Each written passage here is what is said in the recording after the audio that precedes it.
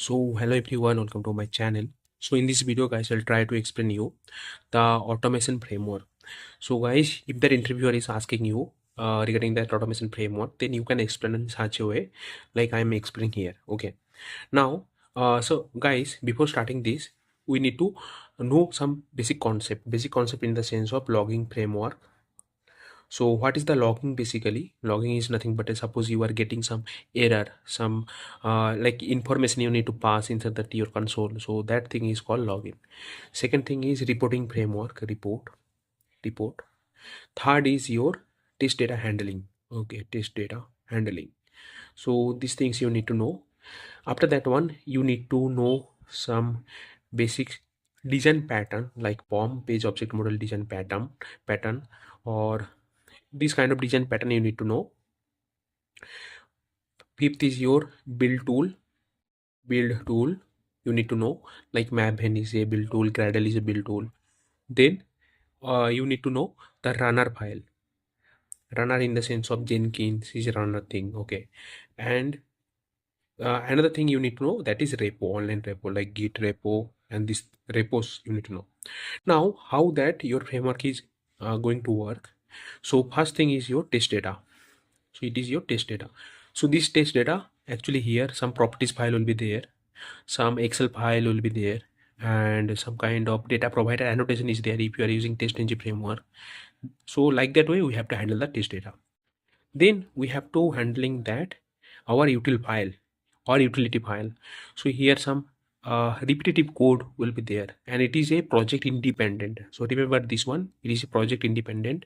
So you can attach that multiple project with the same util file itself. Okay. So these two are interconnected together. Okay. Here everything is interconnected. I'm gonna show you. So here like base class will be there, property reader will be there, Excel reader will be there. Then we have report framework, report and logging. So here some report and logging framework will be there, like iTest listener, extended report. If you're using allo report, if you're using logging thing will be there. Once it is done, then here our test script. So this is our test script. So inside the test script, we need to execute that all thing, and these all are interconnected together. Okay. And every test script, inside that we have branch of design pattern like POM or page object model. So it will be added here, and our some TestNG or unit testing framework will be there. Unit testing framework will be there, like TestNG and JUnit. Once it is done, so here that we have some dependencies. So these dependencies we need to handle inside the Maphen. So Maphen is a dependency handler here. So Maphen is control that whole dependencies, and that whole thing will be run inside the Jenkins runner file. So this is your Jenkins runner file. So like that way, this is our proper framework, and this is our proper framework guys. And this whole thing will be stored inside that your GitHub or as your Git or whatever GitLab, whatever your respective projects is using. So this is our whole automation testing framework. Now let me tell that everything in a more detailed way. So guys, this is our folder structure. Let me show you the folder. This is the folder structure fully, and I'm gonna explain you like what this folder actually has does, and what kind of key features are there, like what kind of key components are there.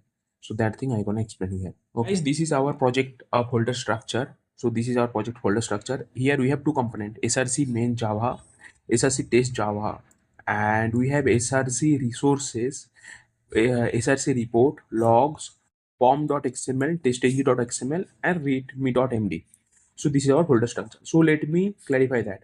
So we have SRC main Java. Inside that we have branch of folder. One is configuration folder. Here we have all configuration reader file like configuration reader.java, log project file, extend report config .xml file.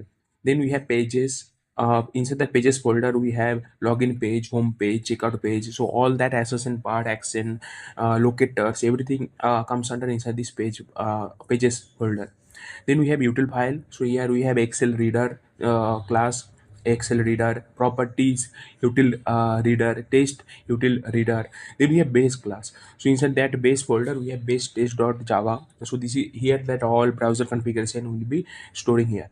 So this thing is actually project independent, guys. Okay, apart from this page, other things like config, util, base, this is actually project independent. Then we have test, guys. So inside this test we have test script. Inside this test script we have branch of test scripts are there, and we have listener. So here we are adding the TestNG listener thing. Why that listener is important? Because listener is actually listen that our events when the test case is running. So that time whatever events is coming, that will be listened by TestNG listener. Then we have resources. Inside that resources we have test data. So here all that user name, like password, everything should be stored inside this like folder, inside this folder, test data folder. So here we have excel file. So inside this excel file this thing will be stored. Then we have configuration folder. So inside this configuration folder we need to add some configuration like our extend report configuration, log4j configuration, config.properties file configuration. That thing will be stored.